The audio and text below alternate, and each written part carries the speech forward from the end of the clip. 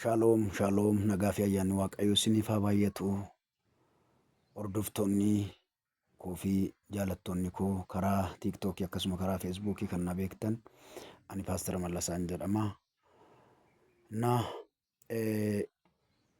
Sagalee Waaqayyoo keessaa iddoo tokko nan dubbisa. Isaayaas 61 lakkoofsuma tokko irraa hafuurri Waaqayyo Gooftaa anarra jira.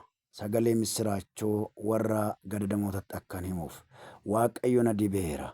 Warra garaan isaanii cabe akkan fayyisuuf warra booji'amanitti gadhiifamuu warra hidhamanittis hiikamuu akkan labsuuf inni na ergeeradha. Sagaleen kun kana jechuun sagaleen Waaqayyoo gaafa jedhu namni hafuurri Waaqayyoo irra jiru sagalee misiraachoo dubbata.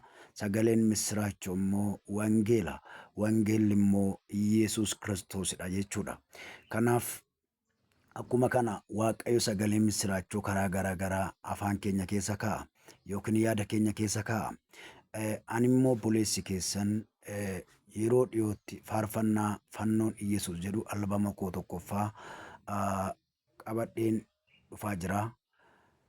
YouTube koo kana akka subscribe naa gootan jaalala Waaqayyootiin isin gaafadha. Keessumattuu amantoonni fi namoonni na beektan kamiyyuu YouTube koo akka subscribe naa gootan YouTube kanarratti gadhiifachuudhaaf waanan yaaluuf kanaaf subscribe akka naa gootan jaalala Waaqayyootiin isin beeksisa.